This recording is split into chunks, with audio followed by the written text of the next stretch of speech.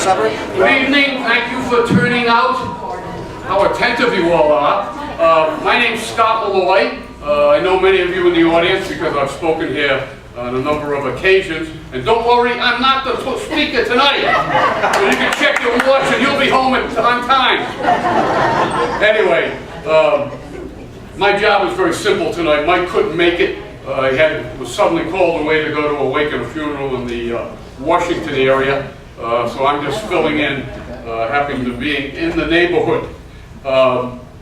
Anyway, welcome to the first lecture of the fall 2017 and winter 2018 Michael Crowley Lecture Series. This is our 16th annual presentation, which is amazing. Thanks to our venue, the International Tennis Hall of Fame, and also to La Forge Casino Restaurant for hosting the bar, which I've noticed you've already discovered, and providing the complimentary appetizers for the reception that will follow the presentation and the questions and answers, and for the hospitality in the restaurant. The next lecture will be on October 16th. Some fellow named Dr. John Quinn, who I think everybody in the place knows, will be talking about the French occupation of Newport. No, not today, but back in the American Revolution. So mark your calendars down for that, October 16th. If you need to use the restroom, the men's room is way in the back there. Good luck finding it. The women's room is out this way. If there is an emergency, just remember where the women's room is. Follow me! In case of emergency, the professors are usually the first ones out the door. So if you see me go that way, you know which way to get out of here. That's a serious thing, though. In today's world. I also wanted to mention this little piece of publicity. The Irish Famine Memorial, the group that brought you that gorgeous little park and statue down on Riverwalk in downtown, will be celebrating its 10th anniversary of the dedication of that monument in November. The group will disband right after that. This is the last fundraiser, we promise. We now have enough money, or will have enough money, to take care of the monument in perpetuity. Well, you have to be careful when you use that word, huh? If you're interested, Mike McCormick, the national historian for the Ancient Order of Hibernians, will not only be speaking, but he's also an accomplished musician. So there's a flyer on the back table. Please pick one up. And one of the door prizes is a free week at Bill Gilbane's cottage in County Galway. So might be worth the price of admission. Anyway, my main objective tonight is to introduce our speaker, Professor Janet Nolan, Professor Emerita from Loyola University, all the way out in windy Chicago. But she had a master's degree from the University of Rhode Island and a PhD from the University of Connecticut. She's written a couple of very well-received books, Women and Emigration to America during the Gilded Age and the Progressive Era, and another one about Irish-American women, usually second generation, who became school teachers and were very prominent in that area way back when. And so that'll be a very interesting talk. No, she's not. She already talked about that back in March of 2014, and it came out of her doctoral dissertation. She's taught many things at Loyola, but for our particular interest, the history of Ireland and Irish America. And Janet, I want you to know that some of the other things we have in common, I'll get to in a minute, but I taught a course for 10 years at URI, and I outdid you in the title. It was the history of the Irish in Ireland, the United States, Rhode Island, and Onlyville. That was the official title of that course. In Onlyville. You want to know the Irish, you're going to get down and dirty. But anyway, Janet taught at Loyola for well over 20 years. She was voted the best teacher 1 year in particular. She has a cornucopia of professional achievements, presentations, public talks on radio and television, not only in the United States, but in Ireland and even into the European Union. She's written reviews, articles, essays, and almost anything that you can think of. So many publications that Loyola put her collection of talks into one of its women's archives at their library. Well, you know you've done a lot of talking when you can fill up a few library shelves. And Dr. Nolan, unbeknownst to her, we have some things in common. We both taught at URI. We both taught the Irish history and culture courses. We both live in Rhode Island. And we were both born the same year. And Janet, I'm not going to tell them what that was. I found that in the deepest recesses of my research, but we're going to keep that quiet. Anyway, tonight we're going to hear a wonderful lecture filled with adventure, romance, and solid scholarship. We know that's why you came. And it'll be about fishing in Ireland and in Massachusetts by some immigrants from the old side, both during the famine and the post-famine era. So without further ado, let's give a nice warm welcome to Dr. Janet Murphy.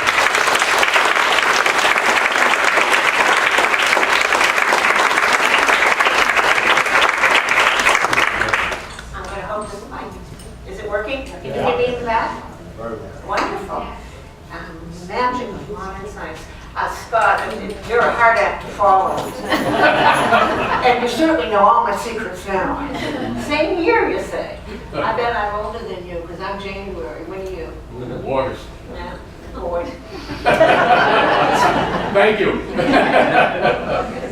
It's rare, isn't it, to be the youngest? The talk I'm going to give tonight, thanks to your organization for inviting me, by the way, is set mostly in Waterford, Ireland, and Gloucester, Massachusetts. And it seeks to answer a perennial question that historians and non-historians alike often ask about why didn't the Irish who live on an island fish during the famine? All right, so the potato went belly up. But here they are, surrounded by water. Where the heck were they?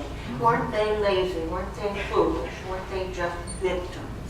Is how the answer is supposed to be. Well, I've been working on a new book. It's unpublished as of now, so it's a work in progress. And I discovered something very interesting. The Irish did indeed fish long before the famine, all during it, and they are still fishing today. The trouble was they couldn't get the fish to market during the famine. And it was, when it got to market, it was prohibitively expensive. So the half of the Irish population who were eating potatoes almost exclusively during the 1840s not only couldn't have potatoes, but they had literally no cash with which to buy the fish. So the bottom fell out of the fishing industry as well during the famine.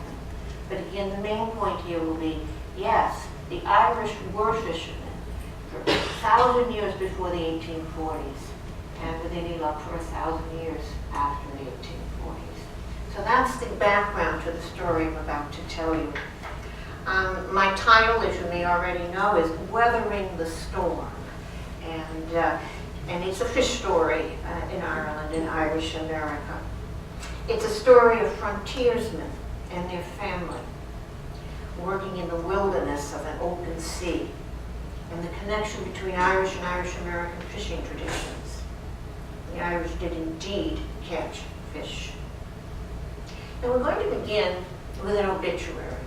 I found this obituary in a box of family memorabilia, shoebox. And it was on a little, I don't know, 4x8 note card. And it was written in my mother's handwriting. My mother, my long dead mother, she died in 1981. And I found it last summer going through a shoebox in my house. So it had been with me through several states and several decades since she wrote this in pencil. But it's an obituary of a woman named Mary Welch Power, who died in 1903.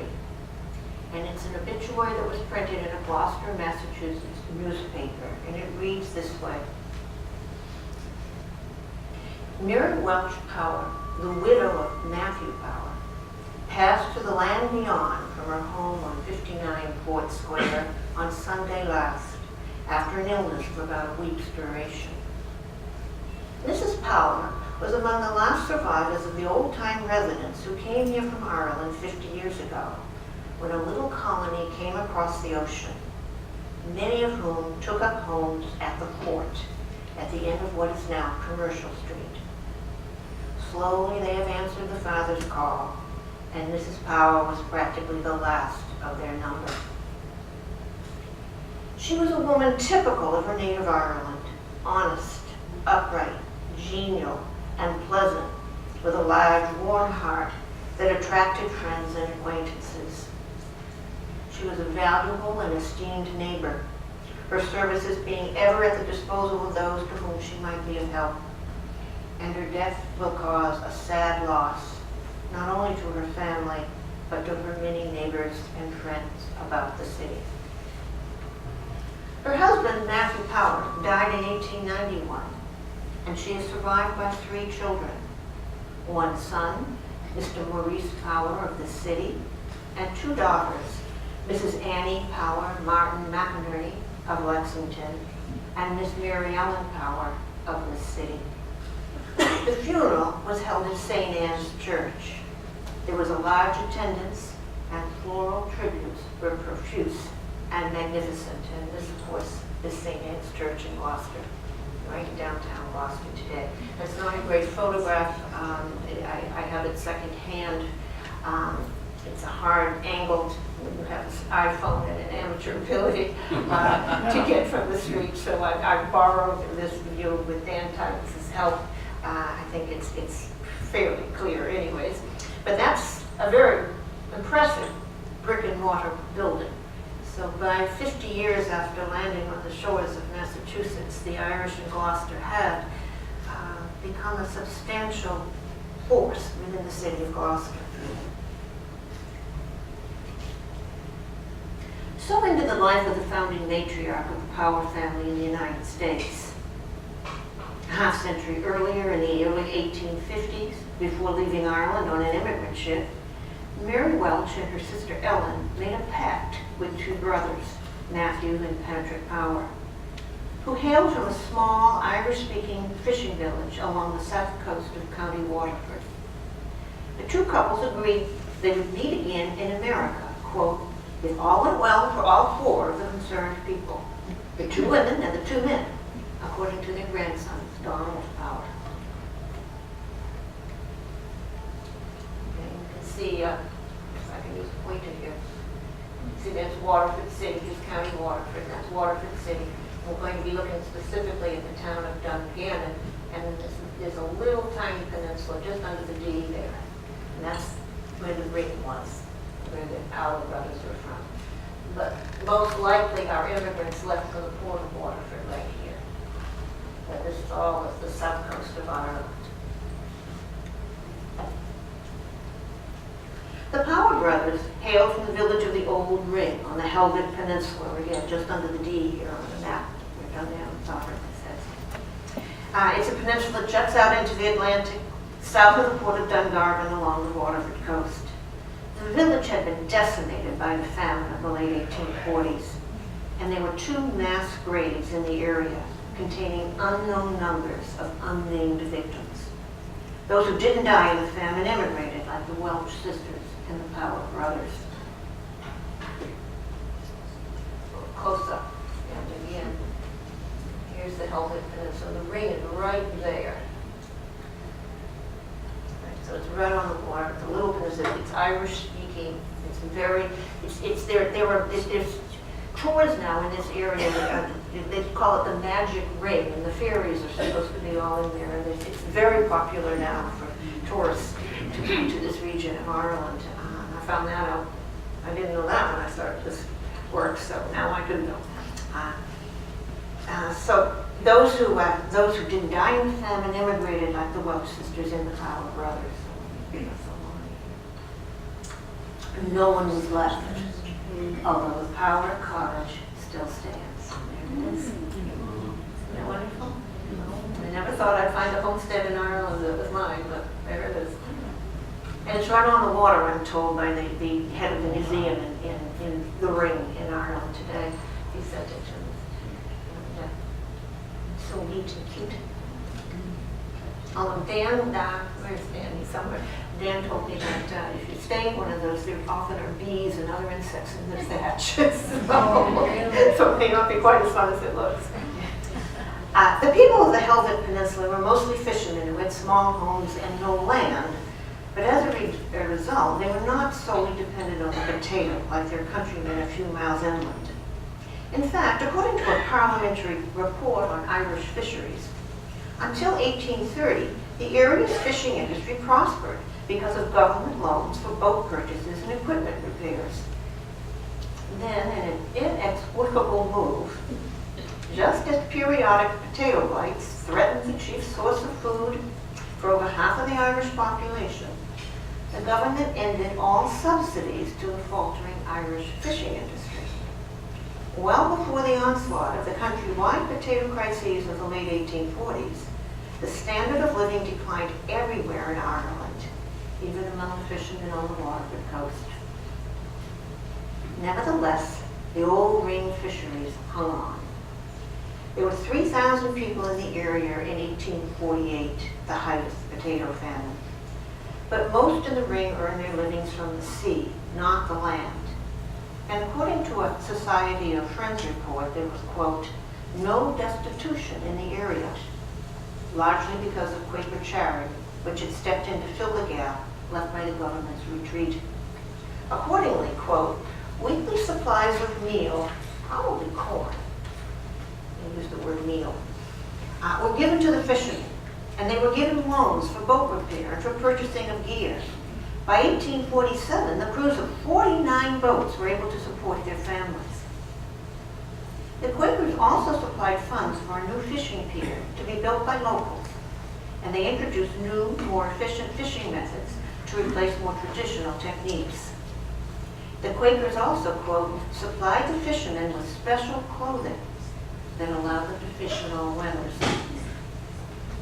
In contrast to the relative prosperity of the old ring, nearby Dungarvan then, remember Dungarvan, the D? Without Quaker aid, still fished with hand lines, and without the, quote, special clothing of the old ring, many of the poorly clad in Dungarvan were forced into the workhouse for the winter. Warm clothing was enough to keep the old ring men afloat, and the lack of it to sink the nearby Dungarvan crews. As the potato famine continued its annual destruction of Ireland's basic food in the late 1840s, the old ring hung on. In 1849, 45 boats from the village still went out to sea, and the old ring's crews caught 30,000 fish, valued at 500 pounds that year. The Quakers reported that, quote, it was said that there were no paupers in the ring. Whilst misery and starvation prevail in the surrounding parts of the Poor Law Union, the ring's fishermen's houses, furniture, and clothing are all still most comfortable.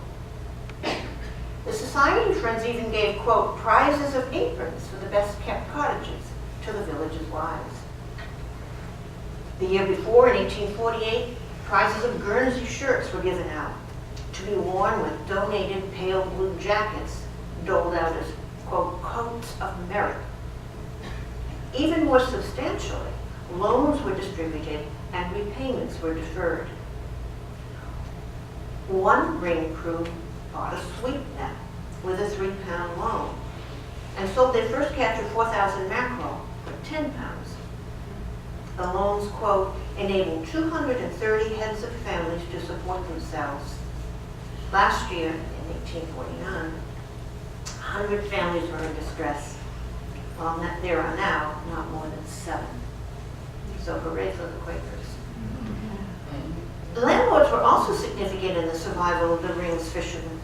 According to a report by the Commissioners of Irish Fisheries again, the Helvet Curing House, which is a private speculation, has recently been erected by Lord Stewart de Seas for the benefit of his considerable tenantry. Boats can approach it at any period of the tide, and having landed their fish, return again to the banks without a loss of time. The curing house was managed by two Scotsmen, quote, of considerable experience in the curing of fish. The Reverend James Alcott, the local Church of Ireland vicar, also painted an optimistic picture of the ring in 1848 when he told the court examiner, "It affords me great satisfaction to be able to state that a most remarkable change in the condition of our fishermen has taken place within the last 6 months. All are beginning to look more cheerful, robust, and comfortable. Their houses have been newly thatched, and the whitewashed walls and neatly sanded floors give an appearance of cleanliness and comfort to those humble dwellings." Despite such rosy, although patronizing, reports, however, the Munster Citizen painted a more somber picture of nearby Dungarvan. According to the paper, a Dungarvan fisherman, Patrick Whalen, applied for admission to the workhouse there. "I struggled and starved to keep myself out of the poorhouse all winter," he said. "I even pledged my nets, so I cannot earn a penny now." Hunger and disease quickly killed off the surplus poor. By 1847, the Poor Law Union was forced to create a second burial ground, as the first one was now full of famine victims. Soon after, the workhouse grounds themselves were dug up for even more pauper graves. Try to imagine what it must have been like to be a destitute inmate, gazing out that winter at what would soon be your final resting place. Imagine an even worse situation, being one of those digging what would be their own mass grave.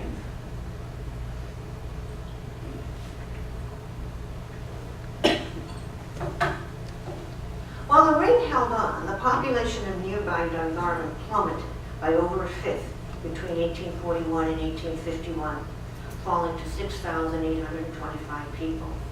And it fell by a further 14% in the 1850s as the aftershocks of the famine still reverberated. The town did not recover its 1813 population until the 20th century. Although a small monument to the famine dead was proposed in the 1860s, nothing came of it. Not until 1953 was a small monument actually erected. And this monument was cleaned in 1995 in time for the 150th anniversary of the onset of the hunger. It really isn't until 1995 the Irish government became amenable to commemorating famine sites throughout the country. And of course, there's plenty of them now, but before 1995 it was still so traumatic that no one really spoke of the famine in Ireland. Most of Dungarvan's population loss came from the famine and the accompanying cholera epidemics of the 1840s, which eliminated most of the poorest of the poor. Nevertheless, while the impoverished Dungarvan economy would not recover for decades to come, by 1861, the Poor Law Commissioners for the area crowed, "There has grown up on the opposite shore of the bay from Dungarvan, at Ring, a prosperous little fishing village community, which promises to rival the much larger one in Dungarvan and its best days." So there's that little ring on that little promontory there, south of the Dee. By the early 1850s, however, when the Power brothers and the Welch sisters left the area, immigration had become a deluge, even from relatively well-off remote areas like the Ring. "The peasant's attitude to immigration has reversed," wrote one observer. "What had been looked upon as a banishment was now regarded as a release. The poorest courtiers were the first to leave, followed by smallholders, and then the better-off farmers and townspeople. Unless the migrant had his passage paid by his landlord or a relative already abroad, it cost an entire year's wages for a laborer and his family to reach North America." By the time our travelers left in the early 1850s, a Dungarvan newspaper noted that, quote, "the road from Dungarvan to Waterford," you see that there? See the road? "presented an appearance of a veritable exodus of voluntary exiles." The word voluntary I might quibble with, but nevertheless, no one had a gun at their backs. "The voyage out from port from that what would be circuitous and chancy. After arriving at the Waterford city dock, the Welch sisters met the Power brothers, perhaps for the first time, and plighted their agreement to meet again in Boston, the sisters' ultimate destination. Space available determined which boat, at what time, and to what destination would take a migrant to America. Traveling together would be unlikely, and traveling in anything resembling comfort would be impossible. And returning to Ireland was beyond possibility. In fact, there was no contact again between the migrants and relatives back home. Maybe there was no one left behind. The Irish colony in Gloucester, mentioned in Mary Welch Power's obituary, really was a colony of extended families transplanted across the Atlantic. Like their fellow passengers, our migrants traveled as, quote, freight, and were expected to bring their own bedding, food, and cooking utensils. As for toilet facilities, they had to make the best of what was offered, their grandson, Donald Power, writes. Being sick was your own problem, and no doubt gross seasickness was all around, since the smell of cooking and the body odors of fellow passengers did not make the tossing sea swells any better. Donald compares these dire shipboard conditions to those he experienced on Gloucester fishing vessels in the first half of the 20th century. No one was on a pleasure cruise. Traveling as freight meant that the migrants arrived in different places at different times. After leaving Waterford, the women landed together in Liverpool in November of 1853. From there, they boarded the ship Meridian, bound for Boston, where they had relatives. According to the ship's passenger list, Mary Welch was listed as age 25, from Ireland with, quote, no occupation stated. Her sister Ellen was registered at age 20, also from Ireland, and also with no occupation stated. The brothers were less lucky in finding a ship that they could board together. Instead, Patrick landed in New York City, where one of his brothers was already settled. Matthew was the most far-flung of them all, disembarking somewhere along the Gulf Coast or in New Orleans. He worked his way up the Mississippi on a riverboat, hauling cotton north. And eventually he met Patrick in New York. From there, the brothers made their way to Boston. According to Donald Power, they found the girls in the North End, shopping in Haymarket Square. After a few prayers in a nearby Catholic church, Donald tells us, each brother married his girl very shortly afterwards. All those Irish. According to Boston Archdiocese records, Matthew and Mary's wedding ceremony took place on November 7, 1856, at the Cathedral of the Holy Cross, 3 years after their decision to leave Ireland. Patrick and Ellen had married there as well. The two witnesses were John and Mary McGrath, relatives of the sisters' mother, who had helped the sisters settle when they first arrived.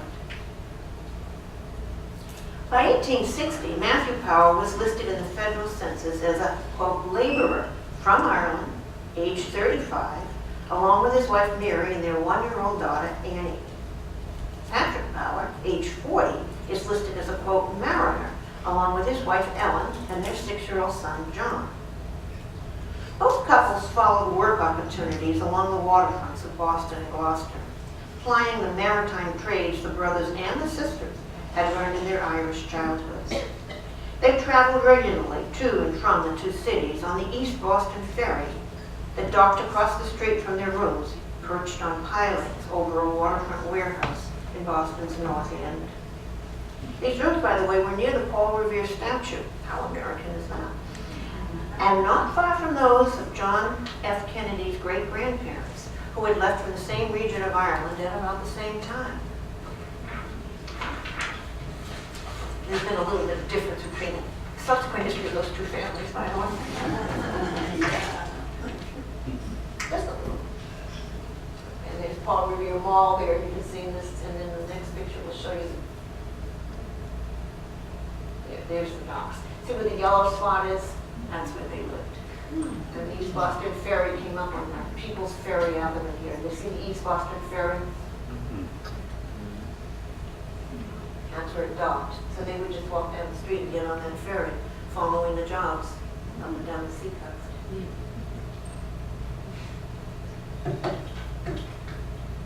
Matthew and Mary were nomadic, traveling up and down the Massachusetts coast. Their first child, Annie, was born in Gloucester in 1858. But their second child, Mary Ellen, born in 1860, and son Maurice, born in 1862, were both born in Boston. On Annie's birth certificate, Matthew is listed as a, quote, mariner. On Mary Ellen's, a, quote, fish dealer. And on Maurice's, quote, a fisherman. From this watery start, the Power family was on its way to becoming Americans, plying a trade learned in the old country in this new world. Eventually, the Powers took the ferry from Boston to Gloucester for a final time and settled in a waterfront area of Gloucester known as the Fort. Built during the Revolution and recommissioned during the War of 1812 to protect Gloucester Harbor from the British, the fort lay on a point of land inside the harbor, but surrounded by water on three sides. It provided docking for ocean-going vessels. In the early 1850s, as Gloucester's Irish population swelled, an Irish fishing colony sprang up on what was by then unused land. Donald Power tells us that there were eventually some 60 homes built on the fort's 3 streets, with a central commercial storage area at the top of the square. And there's the fort, an aerial view of the fort. It's not very clear. It's a very small area, but it's densely packed. I was just there in late August, and I want to tell you that the family sold the properties too soon. It's becoming gentrified, and there's a beautiful, the new Ocean House down in Watcha, well, the same kind of beautiful inn resort is now on the fort as well. So it's waterfront property for sure, but it wasn't, of course, in the days that the Powers were there. The Powers and other Irish were not met with open arms in Gloucester, nor in Boston, however. One contemporary, John Babson, criticized them in his widely circulated book, History of the Town of Gloucester, first published in 1860. Religion and class seem to be at the heart of Babson's critique. Before 1840, he wrote, there were few persons of foreign birth or parentage residing in Gloucester. A single Irish family, or at the most 2 or 3, were of that origin. But within a few years, a rapid growth of business here created a demand for labor, which could only be supplied from a foreign source. The Irish flooded in. Because of the success of the fisheries for the last 15 years, the foreign population of Gloucester and Rockport combined in 1855 was 1,507, Babson tells us. Most of these newcomers were Irish like the Powers and others on the fort. The Irish, Babson continues, are of course scarcely, without exception, attached to the Catholic faith.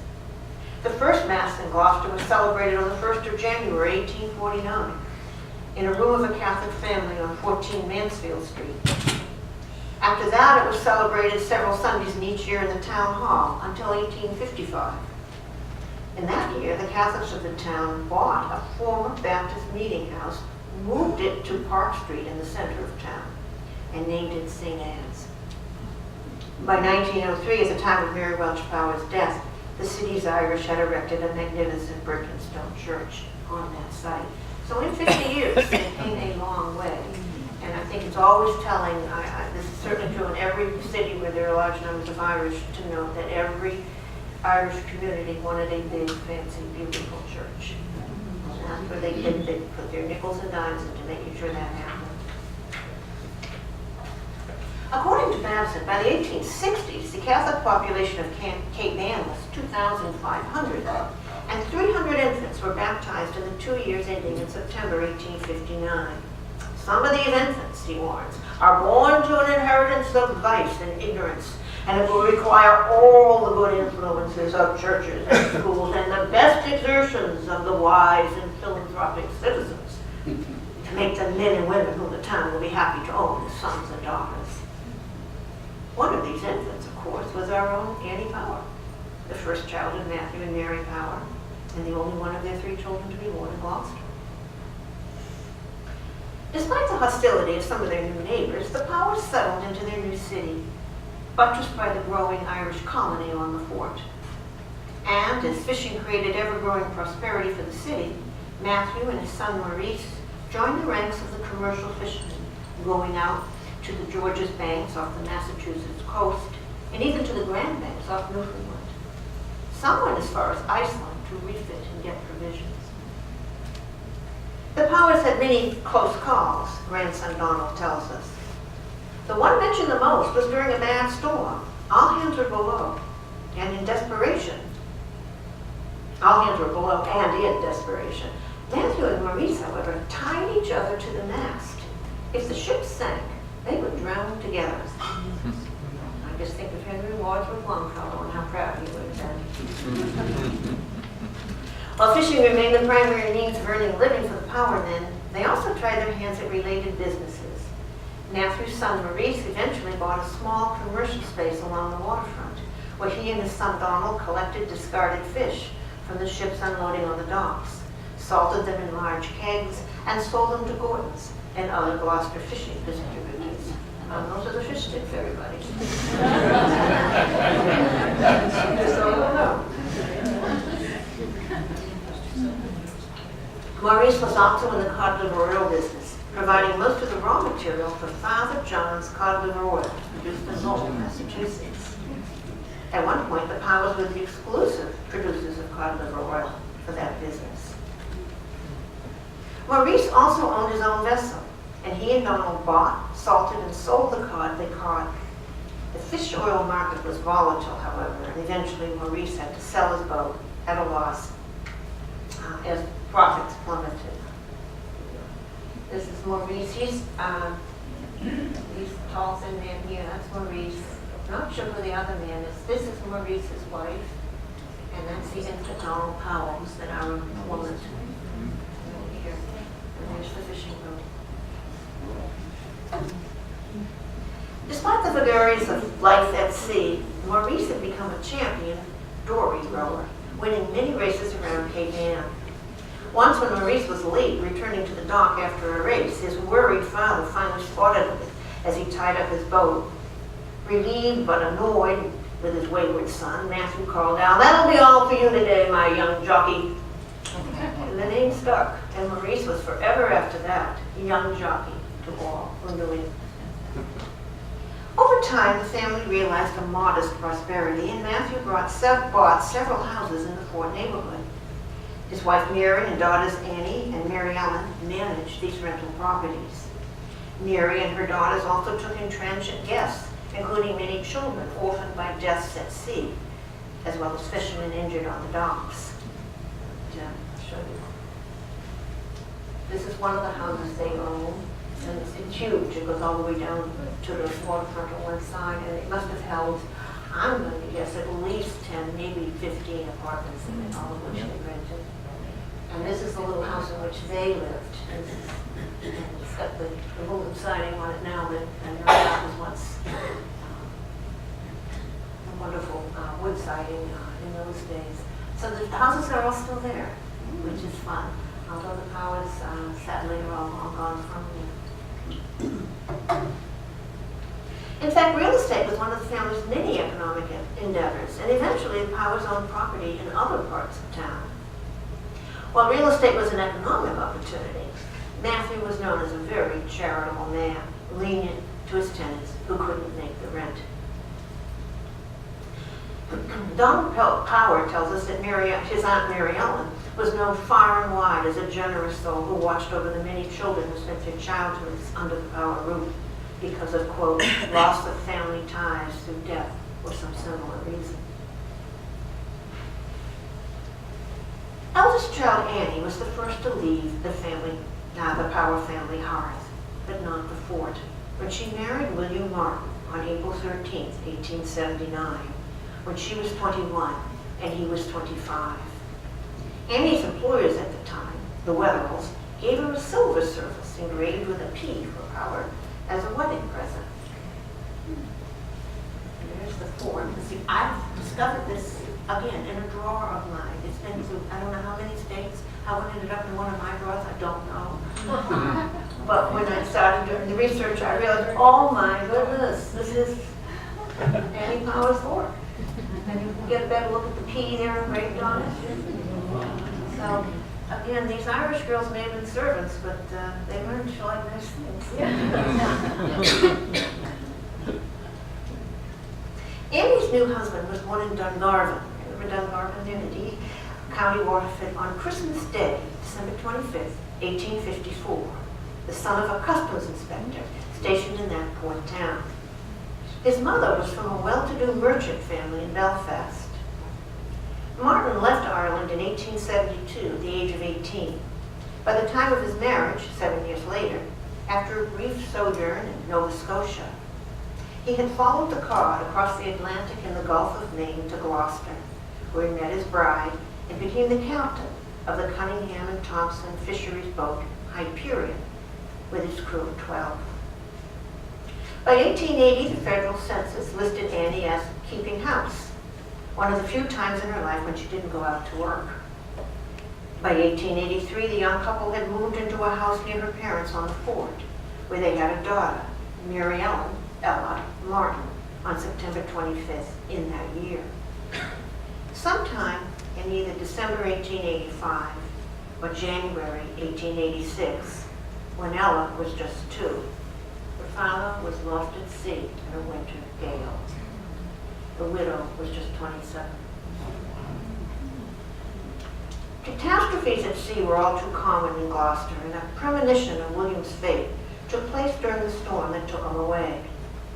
According to Matthew's daughter Mary Ellen, one stormy night in 1885, as her father dozed long past bedtime in his rocking chair by the fire, Mary Ellen came down to tell him it was time to go upstairs to bed.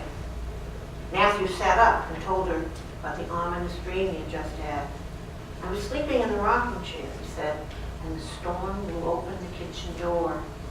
Bill Martin won't come home from this trip.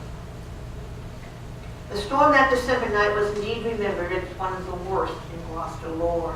More than 250 fishermen lost their lives on George's banks because of it, including William Martin. In January 1886, a Gloucester newspaper article, the Hyperion, another Gloucester vessel given up with her crew of 12 men, described the tragedy that killed William Martin. For some weeks past, it read, great anxiety has been felt for the safety of the schooner Hyperion of this port, engaged in the George's Bank fishery. She left port on Monday, December 7th, and has not been heard from since.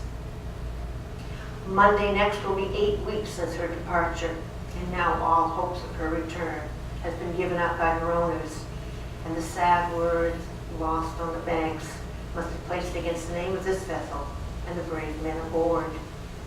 It is supposed she went down in the terrible gale which prevailed at Christmas time. By the way, there may be a very unhappy symmetry in William Martin's very short life, because he was born on Christmas Day. I've seen the birth certificate, and he most likely died on Christmas Day, 31 years later.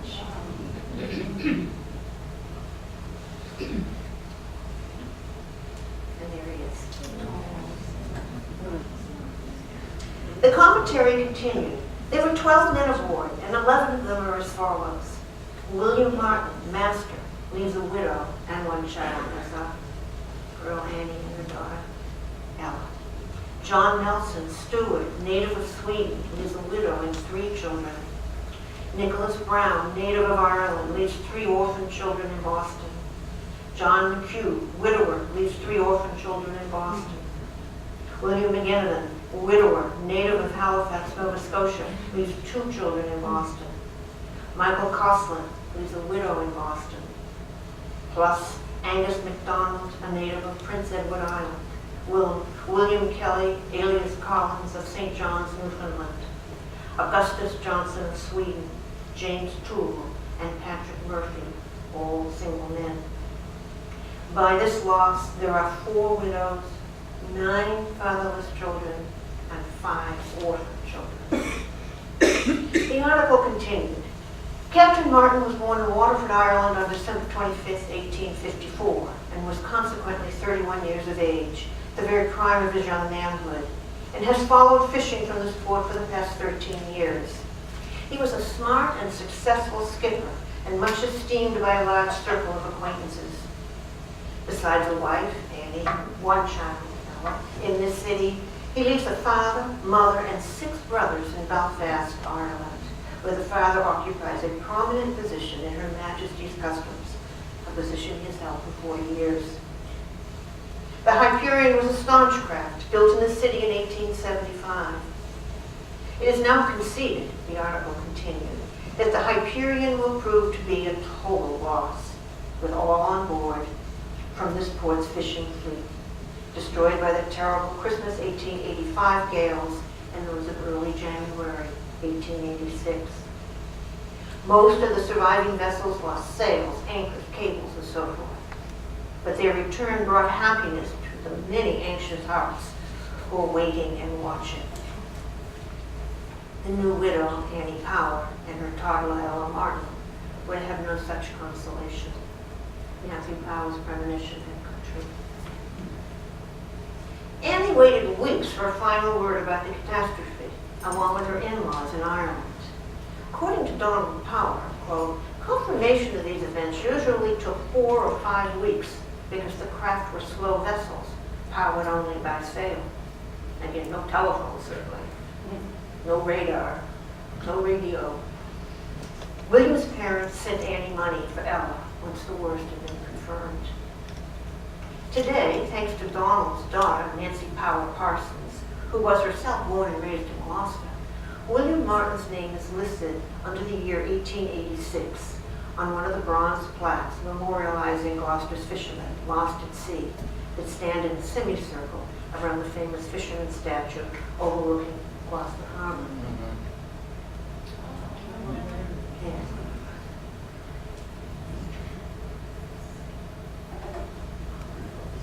Nancy Power Parsons has also had a memorial obelisk erected in William and Annie's names, placed in the Power family plot in Gloucester's Oak Hill Cemetery, although neither is actually buried there.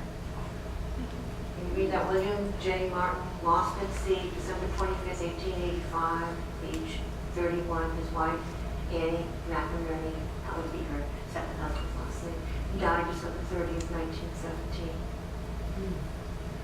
And thanks to Dan and Titus for getting a very clear picture of that for all of us.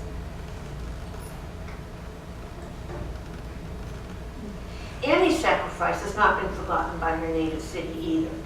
Recently, the city has erected a waterfront statue near the fishermen's of a woman and child peering out to sea, hoping, in vain in Annie and Ella's case, to see a fragile ship return to port.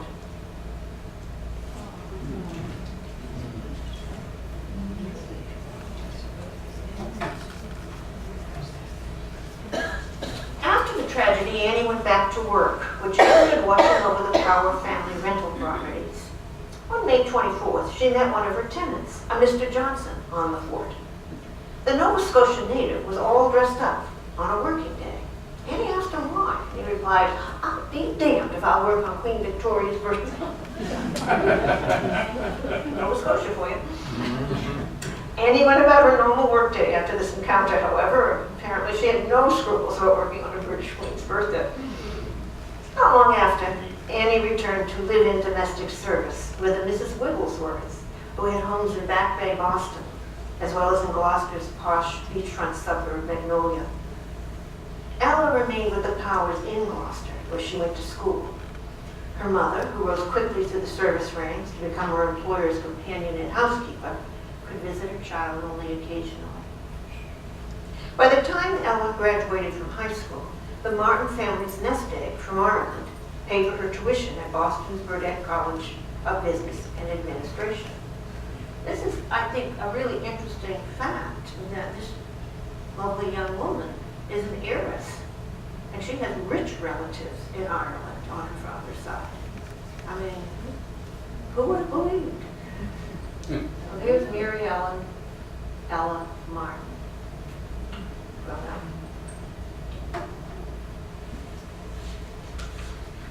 After graduation, Ella quickly found work in a downtown Boston business office. The Power and Martin women, like most Irish American women, expected to work for the Williams. Nevertheless, Annie and her Martin in-laws made sure Ella's education would allow her to escape service and enter the professions open to women instead. Eventually, Annie remarried and moved to Lexington, where she had a second daughter, Anna McInerney. Ella joined them there after Annie's second husband died, and soon met the dashing Will Moakley, a Lexington native and himself the son of Irish immigrants, who became her husband. And this is the only picture I have. It must have been taken with a little Kodak box camera in 1903 or something. And you can see the dashing Will Moakley, and more clearly than you can see the beautiful Ella Martin. But there they are. They're coming off a boat, by the way, in that picture, the larger picture was larger. Just make them out. He was the 11th child of two Irish immigrants. His father owned a farm in Lexington, Mass, and had come at about the same time as the Powers had gone to Gloucester. So they had a farm in Lexington from the 1850s on. John Moakley's and he was. And this is the last of the 11 children. And that's Will Moakley. Anna McInerney followed in her half-sister's footsteps by graduating from Bridgewater Normal School and becoming a teacher in Revere, Massachusetts. Annie's sister Mary Ellen was the family's mainstay. So this is the aunt of Ella and Anna McInerney. So Mary Ellen again was the family's mainstay. She was keen on many subjects, nephew Donald remembered. History was one, but medicine and sickness were foremost. The powerhouse became an emergency room of sorts under her care. The operating room was the kitchen, where hot water and a sink were handy, and good care was available from Mary Ellen, she tells us. Many of those who sought her care were fishermen injured on the job, or women about to give birth. Think this over, Donald writes. If you were injured or in distress, the Power Kitchen was up the street from the docks. Instead of having to find a horse and wagon, if you could find one, for transportation to the small hospital on Main Street, and then having to find a doctor, the Power Kitchen with Mary Ellen at the ready was only a few steps away. As her reputation grew, Mary Ellen became the nursing assistant to the town's most prominent physician, Dr. Garland, the grandfather of the well-known Gloucester historian, Joseph E. Garland. A common scene took place on a regular basis, Donald continues. In comes a fishing vessel with a man injured. The smart place to take him was to Mary Ellen.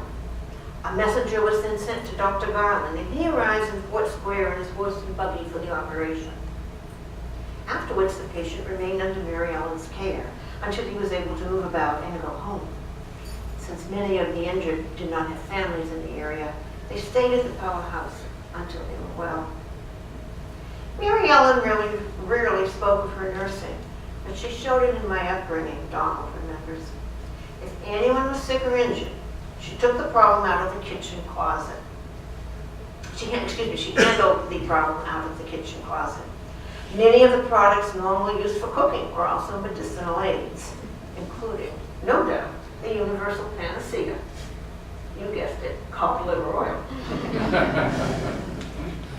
Mary Ellen also watched over orphaned children in the town, and a century when watched over orphaned children in a town during a century when premature parental deaths were common. She also helped raise her niece Ella while Annie was away at work, and her nephew Donald while his father Maurice and mother Julia were at work. She was my guide at home on the days Mom worked, Donald tells us. I learned how to behave from her. She made many sly remarks that penetrated only 2 or 3 hours later on how I should handle myself among company and friends. Mary Ellen, Donald continues, no one was really bad. Some were victims of poverty or from poor family backgrounds, but no questions were asked when they came to the door.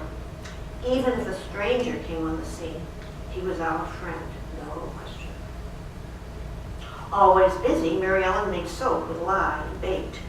She also liked to sew and knit and make quilts and afghans. Perhaps her needle skills stemmed from her mother's childhood in Ireland. mending fishing nets, her grandniece, Nancy Fowler Parsons, thinks. I have only a photo of her towards the end of her life in the 1940s, Nancy writes.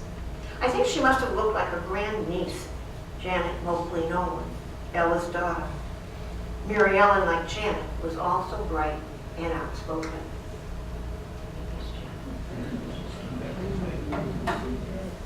And perhaps Mary Ellen.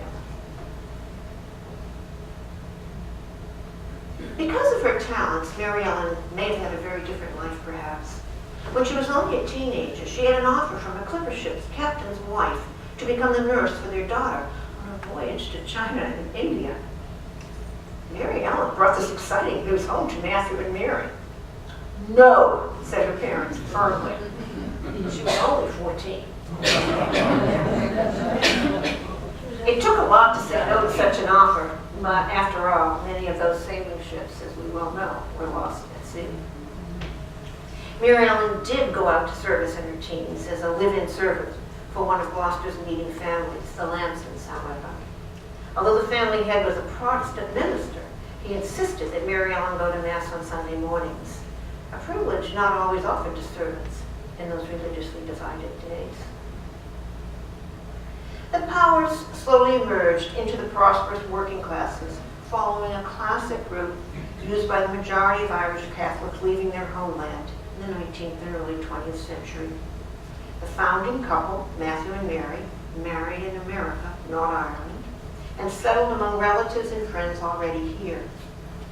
Lacking capital, but not skills, Matthew found work as a laborer in the burgeoning fishing industry along the Massachusetts shore. Each of his 3 children attended Massachusetts public schools, among the first in the world, in the 1860s and 1870s. And they gained a literacy and numeracy that served them well in urban America. By the 1880s, these offspring were at work, the girls as well as the boy.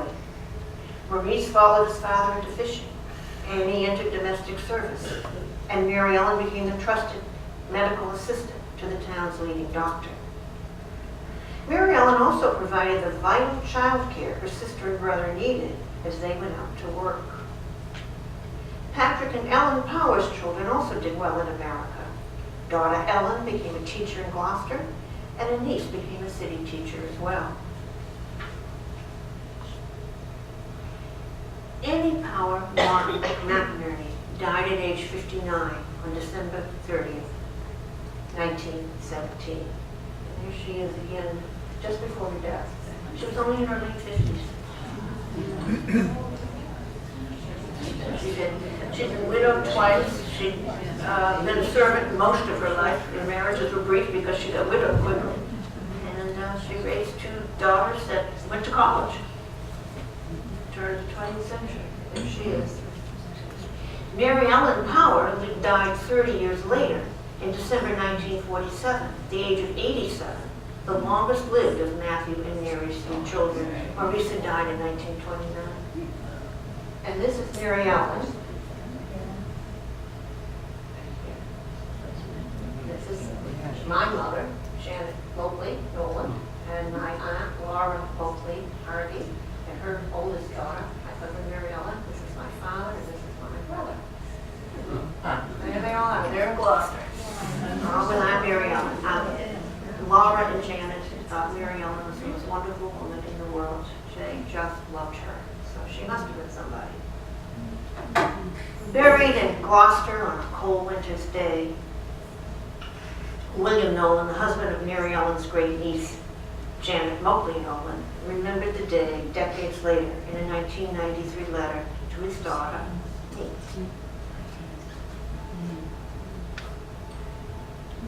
I recall my 1942 Olds conking out in a blizzard in Watertown in December of 1947 as a result of staying too long at Great Aunt Mary's funeral in Gloucester, he wrote. I knew a blizzard was on the way, and I tried to get Laura to get a move on. Remember Laura in the last picture? But to no avail. We finally got Laura safely home to Arlington, and then the car died. We had to fight our way back to Needham by bus and Shanks Mare. Fortunately, we got the last bus from Watertown Square, and more fortunate still, the bus went right by our house in Needham. There is there's little doubt that Mary Ellen Powell herself would have weathered that storm as well. The Powers family's lifelong dedication to hard work allowed them to stay together as allies in a sometimes very hostile world. They established a beachhead for themselves in a new world at the price of going out in all weathers to work on a pitiless sea or to serve in the homes of the wealthy away from their children. But they too weathered the storm.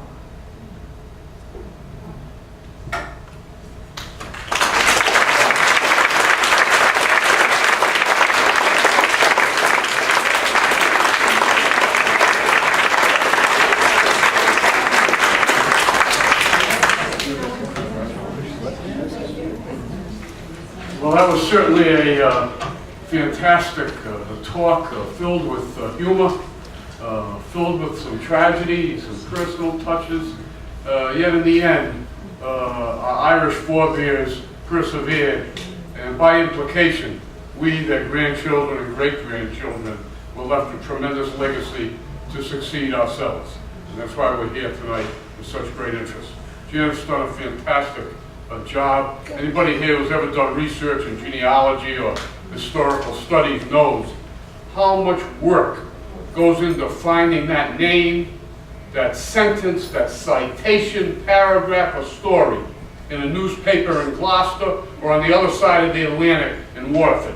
It takes a lot of work, and yet you do it in an hour, and I'm sure the time you put in was immeasurable. Anyway, with that, I want to open it up to questions from you. If you have something you want to say, raise your hand. Janet will call on you. I'll bring you over the microphone so everyone can hear you, for good or for bad. And, so with that, any questions? Well, don't be shy now. Janet, I'm going to ask you one, because having taught Irish history myself and been to Ireland a number of times, I can remember it was kind of the folklore of the old sod that oftentimes during the famine, people who wanted to fish were unable to get to the shoreline because the English landlords owned so much of the land along the coast and wouldn't allow them passage. I don't know if that was simply folklore or was there any fact to that. Well, the Anglo-Irish landlords in the famine here in Ireland get blamed for an awful lot of things, and they should. Whether that particular anecdote is true, I don't know one way or another. I suspect it's partly true, but not completely true. I think the real problem is you can't go deep sea fishing without capital. You gotta be rich. Somebody's gotta be funding that. And as my research showed me, by 1830, the British government stopped underwriting the Irish fishing industry, just as the economy in Ireland went kerflooey. And they didn't give any stimulus money during this economic collapse. Just saying. And half the population either died or immigrated. So there it is.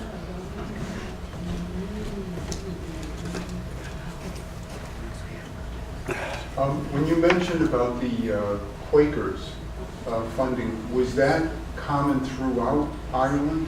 I just wasn't familiar. Very few Irish people who know anything about the famine era do not love the Quakers. The Quakers were really, throughout the entire island, the Quakers really stepped in when the government failed the people. So private charity, mostly for Quakers.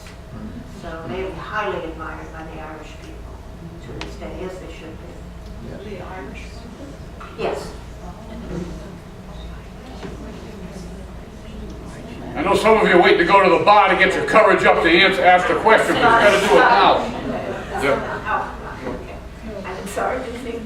I also think that Quaker part of the story is one of the most meaningful parts. And did the Quaker community grow because of the charity? Or did the Irish just stay Catholic? The Irish are pretty much Catholic. The Catholic Irish did not get converted, but that doesn't mean they didn't respect the Quakers deeply and were deeply grateful to them. But no, I'm sure some people did, but I think it's probably very rare. The reason for that is not piety necessarily. It's because of ethnic consciousness. There's Irish Catholics and Irish Protestants. And in those two groups, they don't see each other as Irish at all. It's the tragedy of the island, of course. But again, outside forces created that tragedy long before our story begins. And it's a tragedy that is muted at the moment, but may come back at any time. So, but no, I think, I don't have any numbers on this, so don't think of me as the last word on this, but I think it would be probably a very tiny number, if any, Irish Catholics actually becoming Irish Quakers, because they would lose their identity then. You had a question, yes, sir? Yes,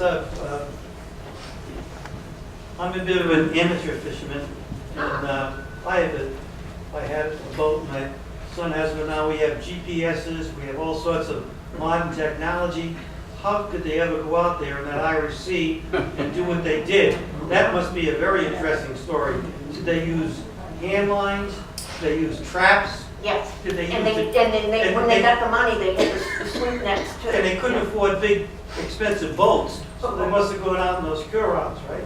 Yeah. So that, but do you know anything about that? It took an awful lot of guts to do it. And of course, you know what the Aran Island sweaters, the knit patterns were distinct for each family, so when the bodies washed up to shore, the fishermen, they know this was a Sullivan, this was an O'Connor, and et cetera. And They used to row, right? They rowed with that.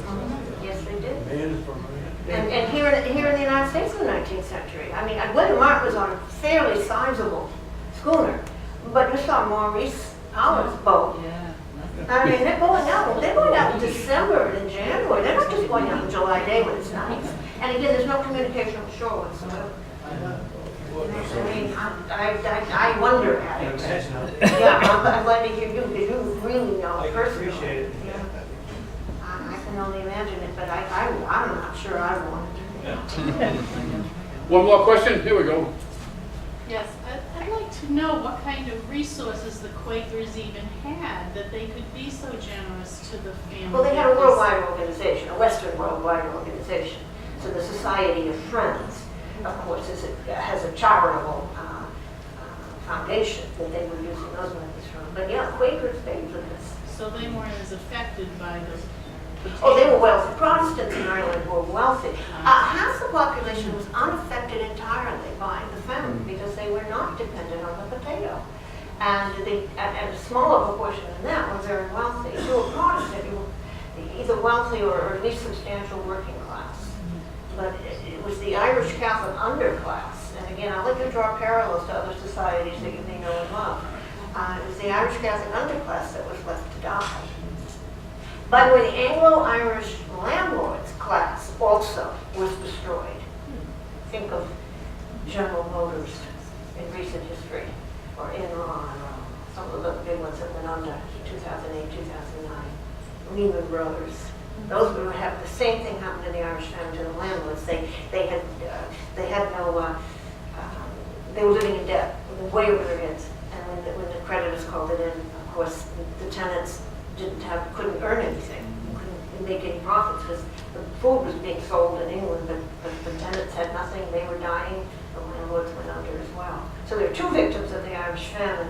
You can decide whether you think it's a fair equivalency in terms of virtue, but nevertheless, those two groups are the ones who were really decimated. So the middle and upper middle class Quakers defined, and also again, it was an international organization that was helping the Irish Quakers fund them. Yes, sir. Were they the mid-level landlords? Because as I understand, literally, you had the tenants, then you had a set of landlords over them, and literally it had been pyramided up to the point that the top was very highly leveraged. Was it the middle ones? Even it depends on which state you're looking at, but even the big guys went under. And certainly by the 1880s and 1890s, it's suspected that almost every larger state in Ireland had changed hands, and a new class of British and Anglo-Irish entrepreneurs, rather than the old landed gentry, now controlled the land in Ireland in the late 19th century, as opposed to the early 19th century. So the famine was devastating in every way possible, and not just to those who died, which of course it was most devastating to a complete change, and that's why so many left. And I don't know about you, if you're of Irish descent, aren't you glad they did? I've been grateful myself. Well, Dr. Janet Nolan, thank you for an outstanding effort.